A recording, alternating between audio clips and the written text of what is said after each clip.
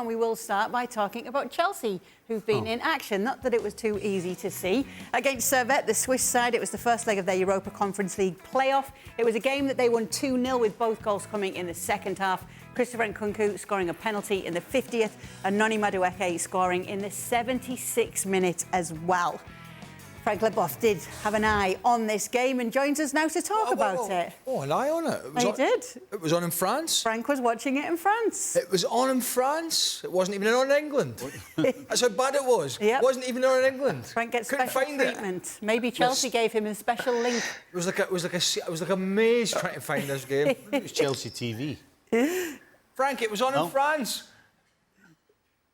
Yeah, it was on in France, surprisingly, yeah. And I watched that game and another game. I watched Lens also on Canal Plus. Yeah, I had the chance. I don't know if it's a chance, especially the first half.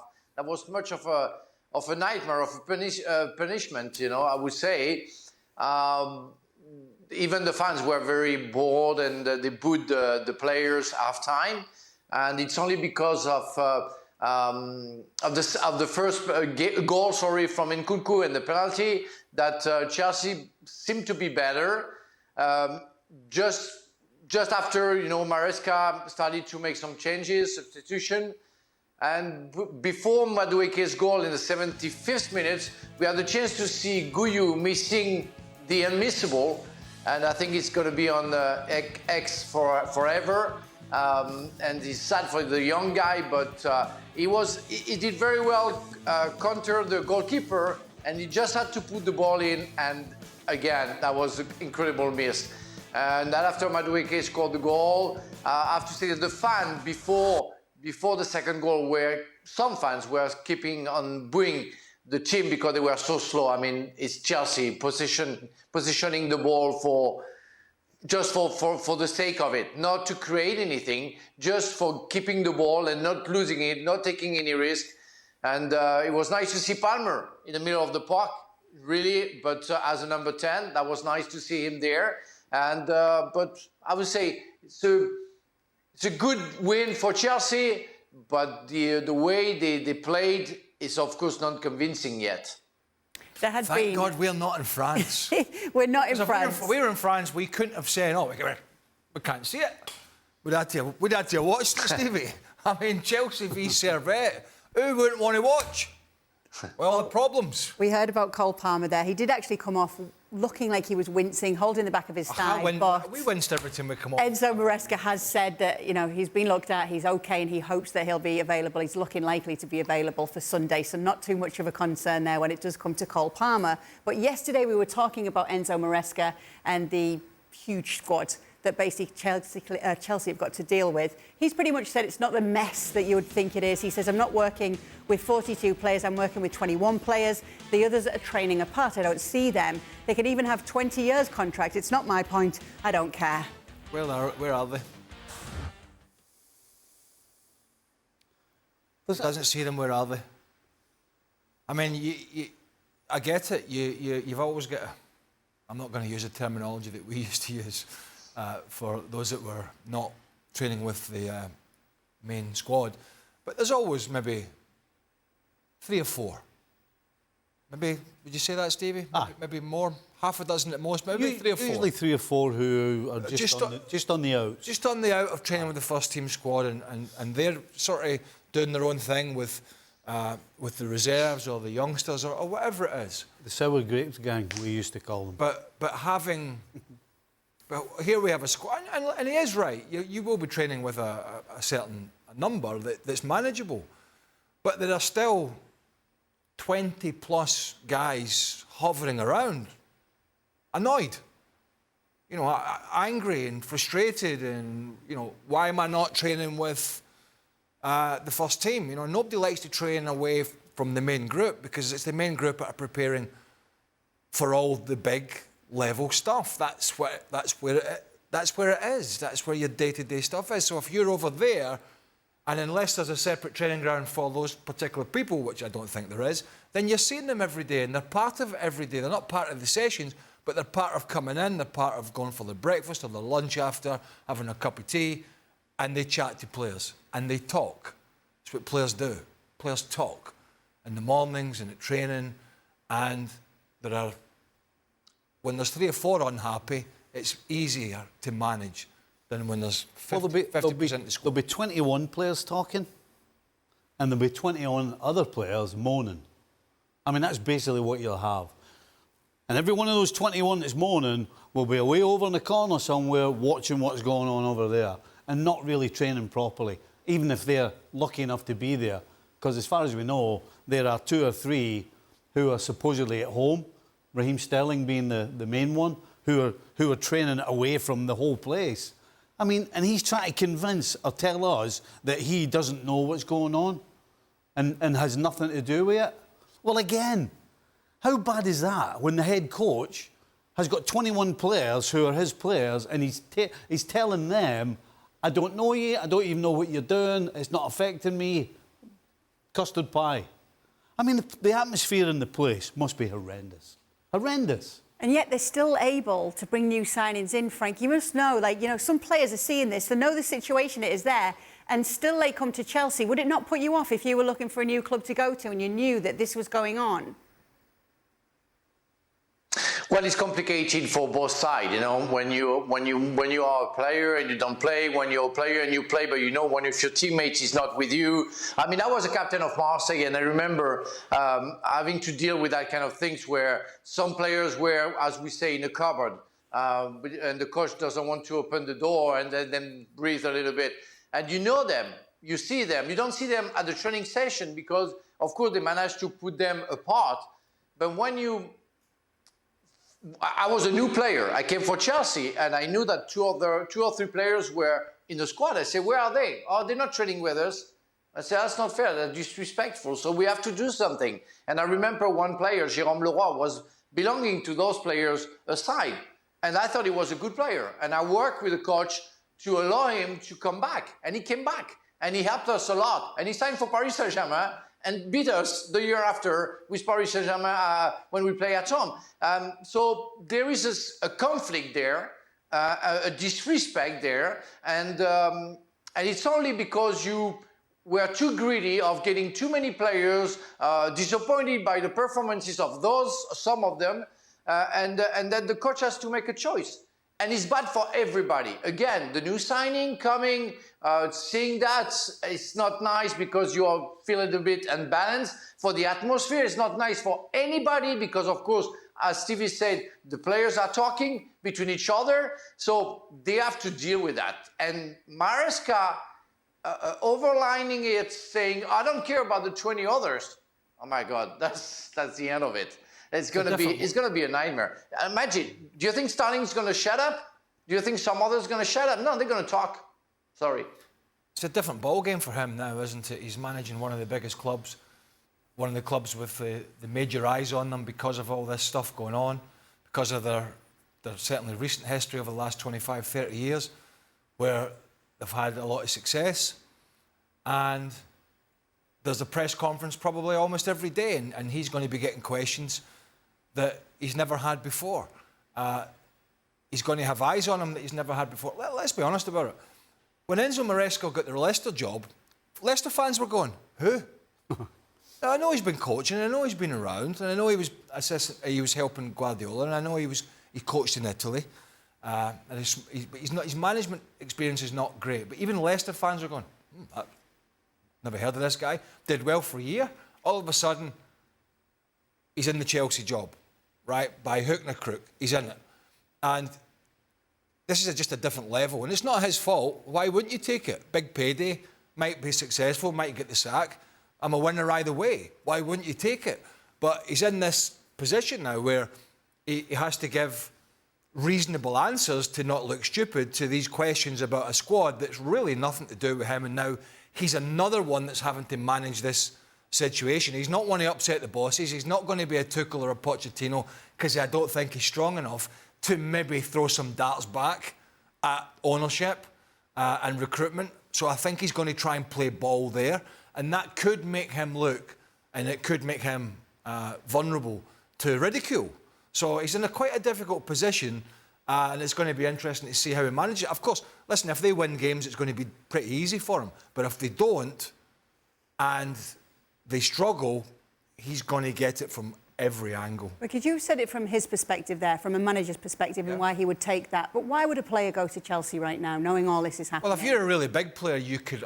well, I don't know. I mean, I suppose if they offer us to go somewhere else, Stevie, you probably do. But if you're a really big player, you know you're going to go there and play. You're not going to be part of this shambles, and it's the money. I don't know. It's You don't think anybody looking at that is going to think, I see that's going on, but it's not going to happen to me. I mean, that's kind of your thought. I mean, anybody who is going to a new club for a significant amount of money with significant wages, you know, in your head you go, well, they're bringing me in to play. I don't know what's happened with these other guys, but they're bringing me in to play. So that's how that's how the players will be thinking. Chelsea football. They won't be thinking I'm going to end up being Raheem Sterling training at home, or one of the Sour Grapes gang 21 who are away over in the corner. They think that they're going to be one of those 21, and they're going to be, never mind the 21, they're going to be in the starting 11. So they're just signing the paper. Give me the money, sign the paper, right, when do we start? That's what's going on inside the player's brain. Chelsea Football Club at the moment is to the Premier League what Saudi Arabia is at the moment to world football. It's the bank. They are the bank. They are the Saudis in England. They are the bank, right? You roll in with your agent. You get yourself a big packet, and you get yourself a long contract, and then you might play, you might be successful, you might not, but they're all getting paid. None of these guys, we just saw the graphic, any of them coming for free? Any of them coming for charity? No. Chelsea are the bank of the Premier League at the moment. It can't be sustainable, I don't care. And we can get Gab and the rest of them on to talk about all the finances and the structures. I don't care how long you're giving contracts out. You can't keep bringing in, unless they sell a crazy amount of players and get rid of them to balance it. You can't keep bringing this in when other sides in the Premier League are getting walloped for profit and sustainability. I am absolutely sure the Premier League are looking at this with a magnifying glass. And if they're not, they should be, because on the face of it, you look at it and go, how? How is this possible? One of the big name players you just mentioned, Stevie, and Raheem Sterling and Frank, the talks apparently with Aston Villa, and now we're seeing reports that Crystal Palace as well could be the next option for Raheem Sterling. What do you think of this situation with him and Chelsea trying to move him on? Well, if he can go, he has to go, because there is no chance that he would play for Chelsea anymore. That has been cleared by and explained by the board, I guess, and the coach.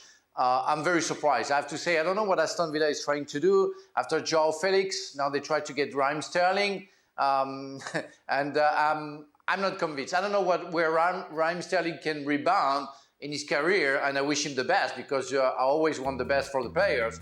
But really, what I've seen the past 3 years has been so far away from the Raheem Sterling that we have known and I've seen performed. So I don't know if he can help out, Aston Villa to get better. I doubt about it.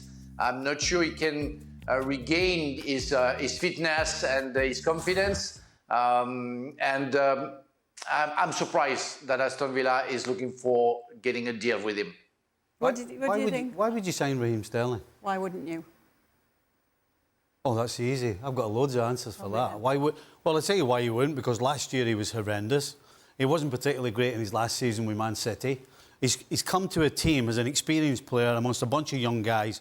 What a perfect situation to enhance your reputation by not only producing on the field, but helping all these other younger players coming in. I mean, that's what they want. That's what they need. And what did he do? Nothing.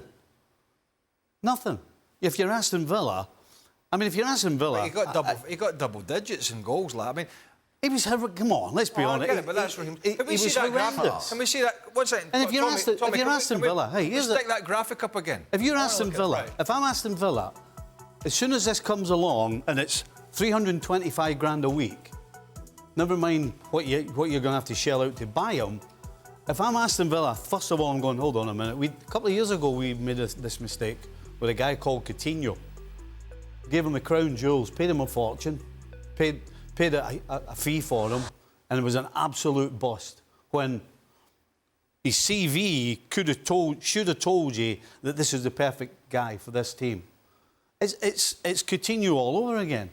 You're going to give a guy like him 325,000 when he hasn't kicked the ball properly, in my opinion, for a good 18 months, and he's coming out with statements that kind of makes him look like Billy Big Time. I mean, why would you sign this guy? Would you sign him? Well, I wouldn't on that money. What I would say, he was not Chelsea's worst performer last year. I mean, to be fair to him. Well, that's No, that's a low bar, by the way. And he was never, ever, ever going to reach the heights he did at Manchester City because he was on the wane in terms of getting older, and he was playing with poorer players. So when you put those things together and his inconsistencies that we saw as a youngster at Liverpool started to come back, it was almost like nobody was there kicking him up the backside like Guardiola was about his end product. Because his end product when he was a kid coming through, not surprisingly, was pretty bad. And he improved that greatly at City. He wasn't perfect in the final third, but he improved it. And we saw a lot of the old Raheem Sterling creeping back into the Chelsea performances, just in front of goal. Sometimes you're going, how the hell did he not even hit the target there? And that's the worrying thing. He was not, by a long shot, their worst performer.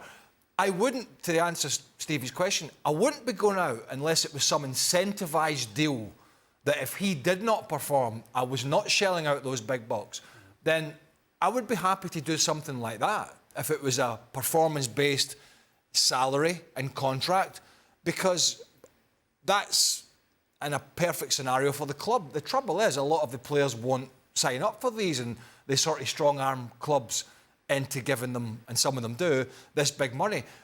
The other side of it is, unless there's a personality thing as well, and in some sense I can see where Sterling's coming from. I don't believe in the statements and all that.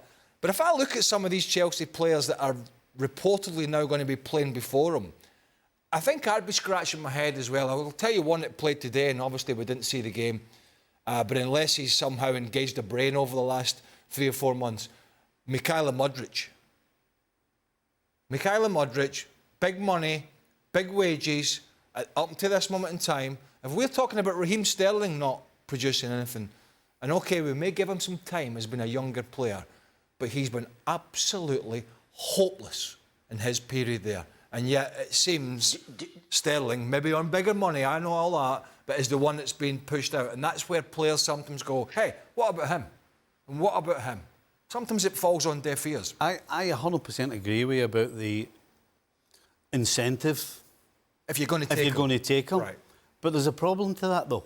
Nobody wants to do it. Well, why would he do it? He's got 3 years left. Yeah. He's got 3 years left on 325 grand a week. Why would Raheem Sterling put himself in that position when he can sit and have a cup of tea every morning and watch them training and playing every Saturday? Because he loves football. And still get his money. Well, he don't strike me as a guy we had this that loves conversation football. the other day, and the thing is, that's where Chelsea have to come back to the table. And I've seen these things happen where, listen, we want you to go. But the player can say, well, listen, I don't give a toss what you want. I have a contract here. You're not strong-arming me. So this club, I want to go and play for Club X, but Club X is offering me a third of my salary. They're incentivising the rest, so there's no guarantee. You're going to have to cough up X amount in my remainder of my contract. If you do that, Chelsea Football Club, I will go to this club. If you don't, I might stay and have a cup of tea and piss a few people off, as Stevie says. So this is where Chelsea are in a scenario where you're not always the big boss. Just because you're the big cheese and you're a billionaire and you own the club, it doesn't. People have contracts. And so this is where this is all going to have to be figured out, unless Raheem Sterling's all of a sudden say, as Frankie says, I love the game, I'm going to take a 70% wage cut and go and play. How many players are going to go and do that? Yeah. Unlikely. Frank? Yeah, unlikely, and it's sad. And I completely agree with you. Of course, there's a situation where you say, no, you know what? I have 3 years contract and I stay, and you pay me or give me some money, and maybe I leave. Like that, I cut my wage in half with the other club, but otherwise I don't move. I understand that. No problem. It's a negotiation. But I know, because now it's over for me, that it's a short-term career. And we, well, overall, what we love is the game. And because you're, I don't know, 3 million per year, you can be easy in your life after your career with 1 million per year. I mean, we are talking about million. I mean, we work for ESPN now.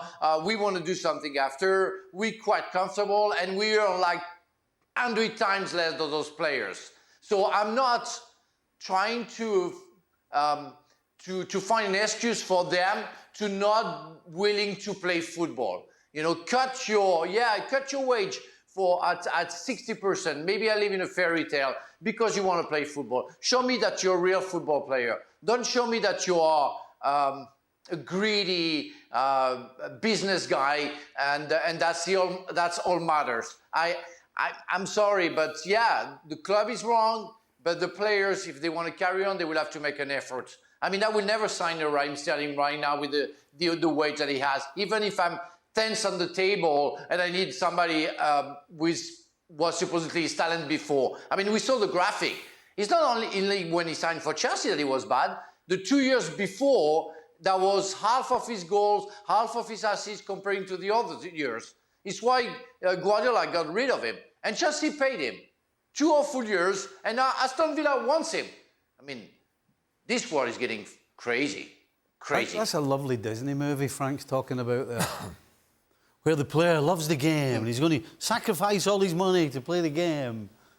The problem is, Frank, we all understand it now because we're older, and we understand when you're playing, it's never going to end. And everybody tells you that. I remember Mark Lawrenson at Liverpool saying to me, by the way, let me tell you something. I think I was 21 at the time. He said, by the way, enjoy yourself, because very soon it'll be over. And I'm like, what's this guy talking about? You don't think that way. And Raheem Sterling is sitting there going, I'm only 29. I can sit here for 3 years and still play. He's not thinking about all the things that Frank's talking about, because he's playing. He doesn't realise, and you don't realise until you've finished that it is a short career. And do you know the thing is, we're sitting talking about it as a story, and it is a story, slim pickings and all that, Europa Conference.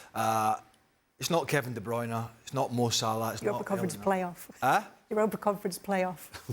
Not even at the Europa Conference yet. It sounds exactly what it is. It's not... and I tell you, I would imagine there's thousands of Chelsea fans. Well, there's more than that, but there's thousands of them. They turn up, and I don't think any of them are talking about whether Raheem Sterling's playing or not. And I think maybe that kind of sums it up as well. About, you know, for Chelsea, this is a financial issue now, and Enzo Maresca maybe a little bit of a headache getting thrown his way every other day or whatever. But I would imagine there is no supporters walking down to Stamford Bridge on a match day saying, wonder if Raheem Sterling's back in the squad today. Because I don't think they think that he's going to make the difference.